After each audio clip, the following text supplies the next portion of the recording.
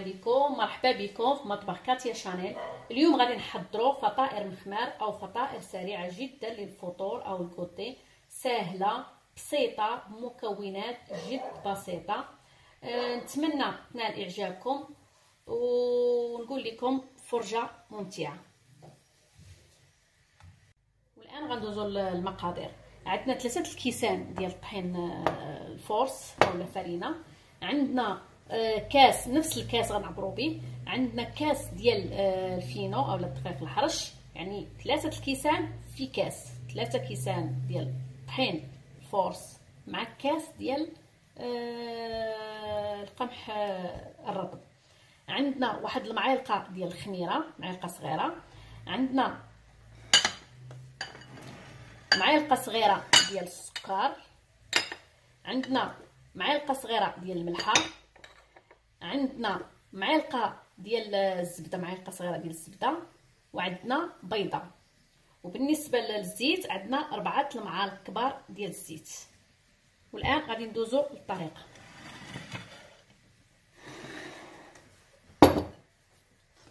غادي ناخذوا الفورس ديالنا، غادي نزيدوا عليه داك الكاس ديال دقيق الحرش اولا فينو،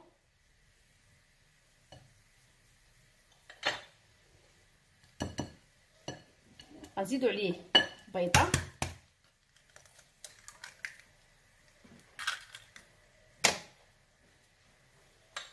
غنزيدوا الملحه ديالنا،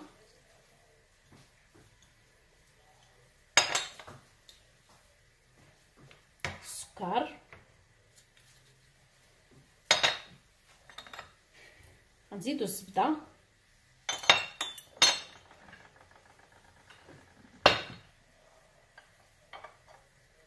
الزيت،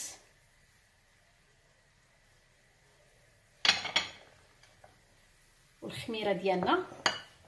غادي نديروا ليها واحد شويه الحليب دافي،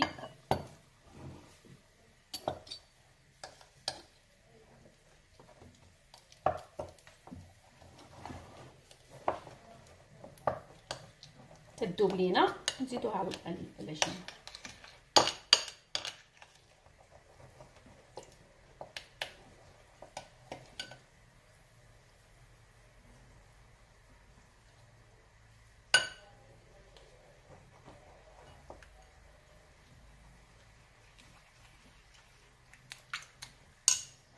بعد ما دابت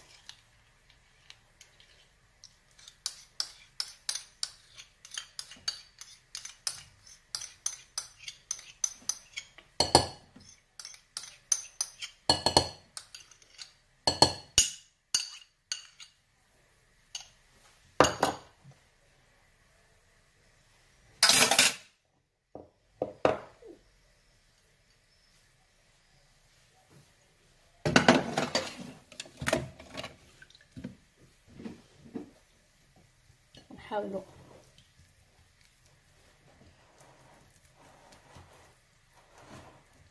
صافي. وغادي نبداو الحليب دافي، غنديروا الكاس الاول ديال الحليب، غنزيدوا عندنا 3 الكيسان ديال الحليب دافي. المهم غنزيدوا بالكاس بالكاس حتى وكان تجمع لينا هذيك العجينه. غنزيدوا الكاس الثاني،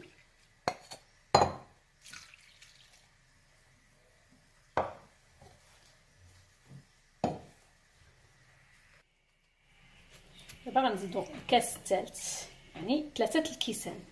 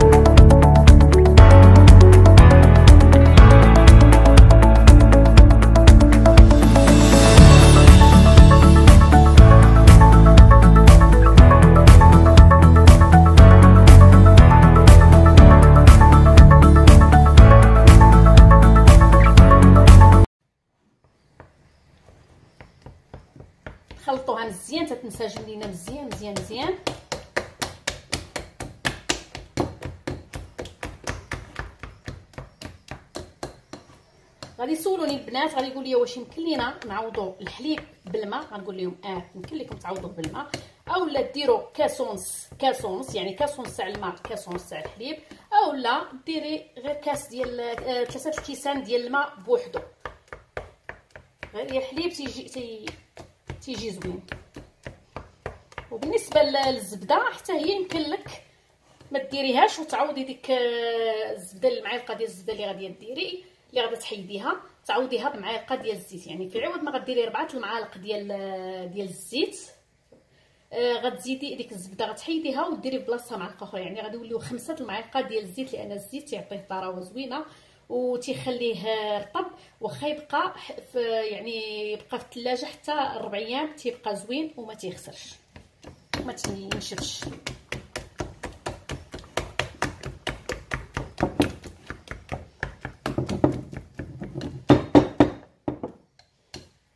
تيولي عندنا بحال هكا صافي. ندوزو نغطيو واحد البلاستيكه او فيلم اليمونتير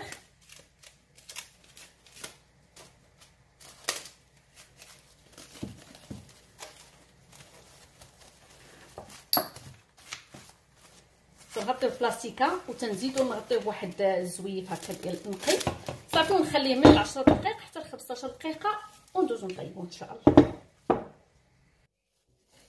دابا من بعد ما خمرت لينا العجينه ديالنا غادي ندوزو باش نطيبوها. المهم تتخليوها ما بين 10 دقائق و 15 دقيقه.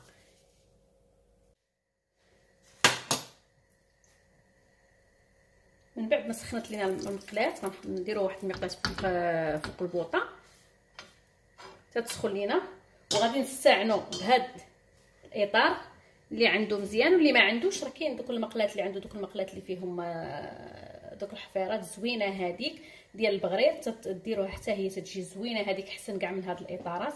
المهم غنستعملوا هاد الاطارات حنايا باش يجيونا قياس واحد، واللي ما بغاش اللي ما عندوش يستعمل غير مثلا مغرفه القياس ديال اللي غادي يدير في كل وحده.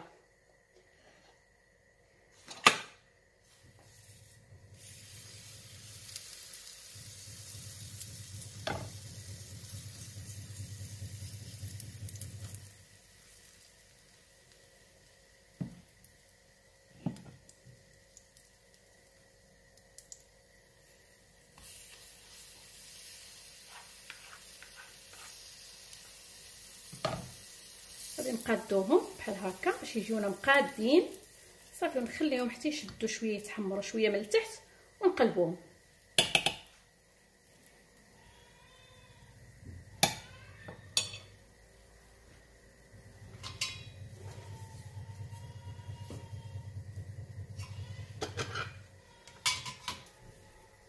من نحسوا بهم طابو غادي نحيدو نزولوا هاد الاطار هذا صافي ونقلبوهم ونخليهم يتحمروا. غنزولوا دابا الاولى هنا شوفوا الاخرى بقى واحد شويه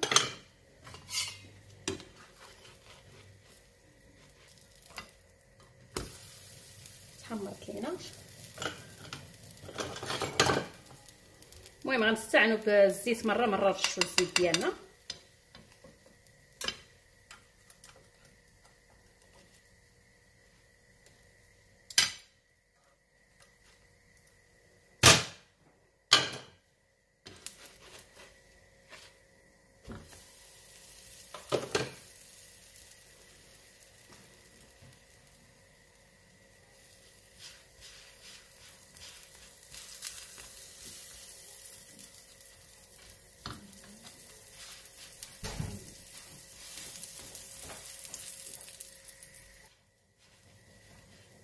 من بعد ما طابت لينا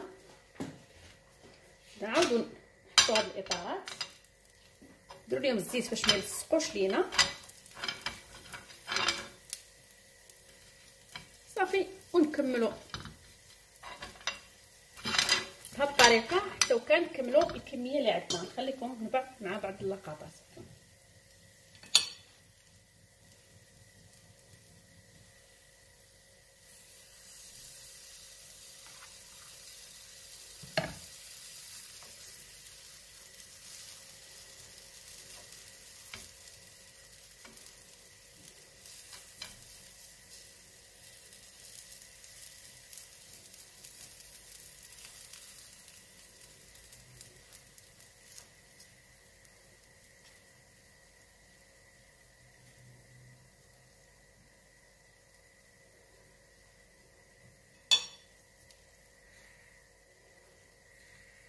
بعد ما وجدناه ها هو نوريه لكم.